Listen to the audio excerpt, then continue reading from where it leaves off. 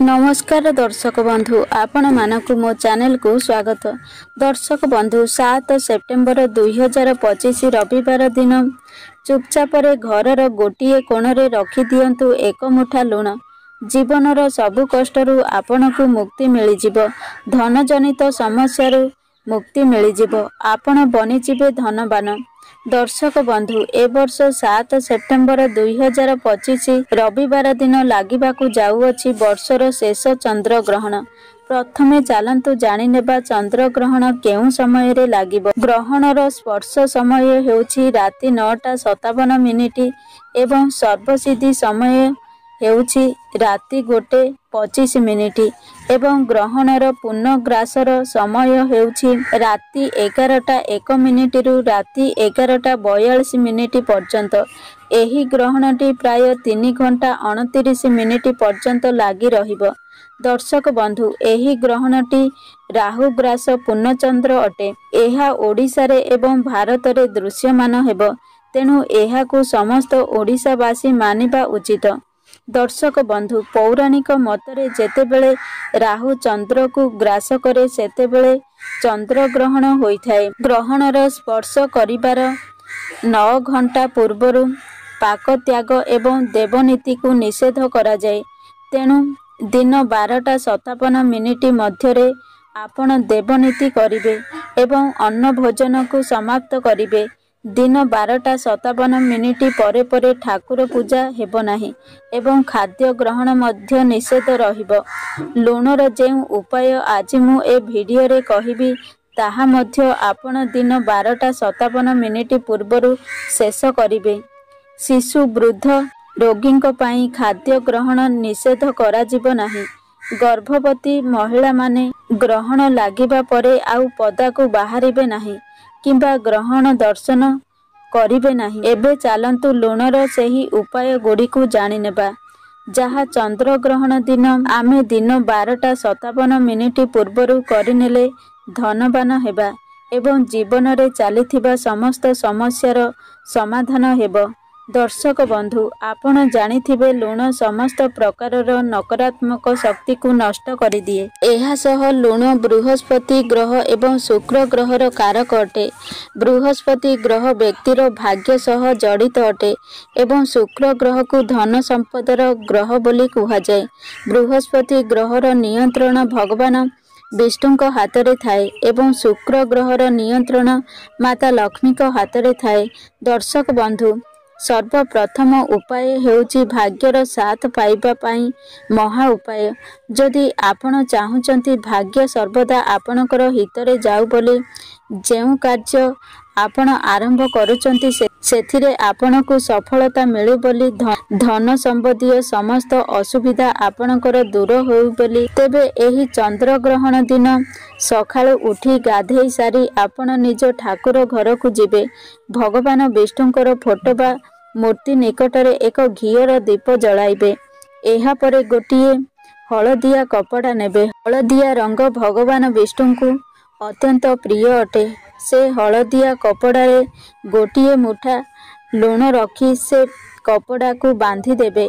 एहा परे से कपड़ार पुटुली को हाथ रे धरी भगवान विष्णुकर बीज मंत्र को 11 थर जप करिवे कारण 11 संख्याटी भगवान विष्णु को अत्यंत प्रिय अटे। बीज मंत्रटी हेउछि ओम नमो भगवते वासुदेवाय नमः। एहा परे से पुटुली को नेई निज शयन कक्ष रे रखी देबे। एतिकी उपाय कला परे पुटुलीटी अभिमंत्रित होई जिवो एवं भगवान विष्णुଙ୍କର आशीर्वाद भली काम करिवो। एही उपायटी कला परे भाग्य आपणकर साथ देबाकू लागिवो। जेउ कार्य बा व्यवसाय आपण आरंभ करिवे सेथिरे लाभवान हेबे। आपणकर नवग्रह आपणकर साथ देव। द्वितीय उपाय हेउछि रोगरु मुक्ति पाइबार महा उपाय। जदि आपण अनेक लंबा समय धरी बेमार रे पड़ी रहिचंती चिकित्सा करी करी टंका खर्च करी करी आपण थकी गलानी तथापि आपणकर स्वास्थ्य रे सुधार आसु नाही तेबे आपण कोन करिवे ना गोटिए कला रंगर कपड़ा नेबे एवं सेथिरे गोटे मुठा लुण रखी से कपड़ा को बांधी देबे। चंद्र ग्रहण पूर्वरु आपण कोन करिवे ना ସେ ରୋଗୀ ବ୍ୟକ୍ତିର ମୁଣ୍ଡ ଉପରୁ 7 ଥର ସେ କପଡ଼ାର ପୁଟୁଳିକୁ ଉତାରି ଆଣିବେ ଏବଂ ଚନ୍ଦ୍ରଗ୍ରହଣ ପରଦିନ ସେ ପୁଟୁଳି ନେଇ ନଈରେ ଭସାଇ ଦେବେ। କେବଳ ଏତିକି ଉପାୟ ଚନ୍ଦ୍ରଗ୍ରହଣ ଦିନ କରିନେଲେ ଏ ପୁଟୁଳିଟି ସେ ରୋଗୀ ବ୍ୟକ୍ତି ଉପରେ ଲାଗିଥିବା ସମସ୍ତ ଦୋଷ ନିଜ ଉପରକୁ ନେଇଯିବ।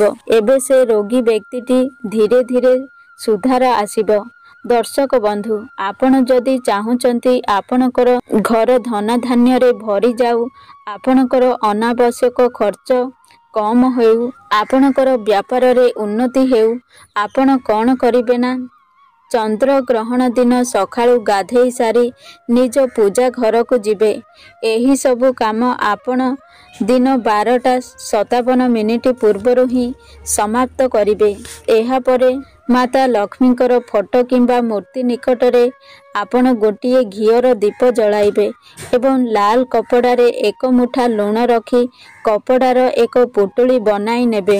ସେ ପୁଟୁଳିକୁ ହାତରେ ଧରି 11 ଥର ମାତା ଲକ୍ଷ୍ମୀଙ୍କର ବୀଜ ମନ୍ତ୍ରକୁ ଜପ କରିବେ। 11 ସଂଖ୍ୟାଟି ମାତା ଲକ୍ଷ୍ମୀଙ୍କର ଅତ୍ୟନ୍ତ ପ୍ରିୟ ଅଟେ। ବୀଜ ମନ୍ତ୍ରଟି ହେଉଛି ଓମ୍ ମହାଲକ୍ଷ୍ମୀ ନମଃ। ଏହାପରେ ସେ ପୁଟୁଳିକୁ ନେଇ ନିଜ ଆଲମିରାରେ ଅର୍ଥାତ୍ ଯେଉଁ ସ୍ଥାନରେ ଆପଣ ଟଙ୍କା ସୁନା ଆଦି ରଖୁଛନ୍ତି ସେ ସ୍ଥାନରେ ରଖିଦେବେ। ଏ ଉପାୟଟି କଲାପରେ ସେହି ଲାଲ ପୁଟୁଳିଟି ଅଭିମନ୍ତ୍ରିତ ହୋଇଯିବ ଏବଂ ଚୁମ୍ବକ ପରି ଧନକୁ ଆକର୍ଷଣ କରିବ। ଧନ ଆଗମନର ରାସ୍ତା ଖୋଲିଯିବ। ଆପଣଙ୍କର ଆର୍ଥିକ ସ୍ଥିତି ଧୀରେ ଧୀରେ ମଜବୁତ ହେବାକୁ ଲାଗିବ। ଏହି ଉପାୟ କଲାପରେ ମାତା ଲକ୍ଷ୍ମୀଙ୍କର କୃପା ଆପଣଙ୍କ ଉପରେ ବନି ରହିବ। ଦର୍ଶକ ବନ୍ଧୁ, ଆପଣ ଯଦି ନିଜ ଘରର ଉନ୍ନତି ଚାହୁଁଛନ୍ତି, ଘରର ପ୍ରତ୍ୟେକ ସଦସ୍ୟମାନଙ୍କର ଉନ୍ନତି ହେଉ ବୋଲି ଚାହୁଁଛନ୍ତି, ତେବେ ଆପଣ ଏହି ଚନ୍ଦ୍ରଗ୍ରହଣ ଦିନ କ'ଣ କରିବେ ନା, ଗୋଟିଏ ଗାଈକୁ 11ଟି ରୁଟିରେ ଅଳ୍ପ ଅଳ୍ପ ଲୁଣ ରଖି ଖାଇବାକୁ ଦେବେ। ଦର୍ଶକ ବନ୍ଧୁ, ଗାଈ ଭିତରେ 33 କୋଟି ଦେବୀ ଦେବତା ବାସ କରିଥାଏ। ଏହି ଦିନ ଗାଈକୁ ରୁଟି ଖାଇବାକୁ ଦେଲେ ଆପଣଙ୍କର ସମସ୍ତ ଦେବୀ ଦେବତାଙ୍କର ଆଶୀର୍ବାଦ ପ୍ରାପ୍ତ ହେବ। ଦର୍ଶକ ବନ୍ଧୁ, ଯଦି ଆପଣ ଚାହୁଁଛନ୍ତି ଆପଣଙ୍କ କୁଣ୍ଡଳୀର ଚନ୍ଦ୍ରମା ମଜବୁତ ରହୁ, ତେବେ ଆପଣ କ'ଣ କରିବେ ନା, ଏହି ଚନ୍ଦ୍ରଗ୍ରହଣ ଦିନ ସକାଳୁ ଗୋଟିଏ ନୂଆ ତାଲା ଚାବି କିଣିକି ଆଣନ୍ତୁ। ଠାକୁର ଘରେ ମା ଲକ୍ଷ୍ମୀଙ୍କର ନିକଟରେ ଏହାକୁ ରଖି ଦିଅନ୍ତୁ। ତା ପରଦିନ ସେ ତାଲା ଚାବିକୁ କୌଣସି ଭିକାରୀ କିମ୍ବା ବ୍ରାହ୍ମଣକୁ ଦାନ କରିଦିଅନ୍ତୁ। ବାସ୍ ଏତିକି ଉପାୟ କରିବା ଦ୍ୱାରା ଆପଣଙ୍କର ଶୋଇ ରହିଥିବା ଭାଗ୍ୟ ଖୋଲି ଯାଇଥାଏ। ଆପଣଙ୍କର ଦୁର୍ଭାଗ୍ୟ ସୌଭାଗ୍ୟରେ ପରିବର୍ତ୍ତନ ହୋଇଯିବ। ତେବେ ଦର୍ଶକ ବନ୍ଧୁ, ଯଦି ମୋ ଭିଡ଼ିଓ ଆପଣଙ୍କୁ ପସନ୍ଦ ଆସେ ତାହେଲେ ଭିଡ଼ିଓକୁ ଗୋଟେ ଲାଇକ୍ କରନ୍ତୁ ଏବଂ ଆମ ଚ୍ୟାନେଲକୁ ସବସ୍କ୍ରାଇବ୍ କରନ୍ତୁ ଏବଂ ସାଙ୍ଗମାନଙ୍କୁ ଅଧିକରୁ ଅଧିକ ସେୟାର କରନ୍ତୁ। ଏହିଭଳି ମୋଟିଭେସନ୍ ଭିଡ଼ିଓ ଦେଖିବା ପାଇଁ। ଜୟ ଜଗନ୍ନାଥ।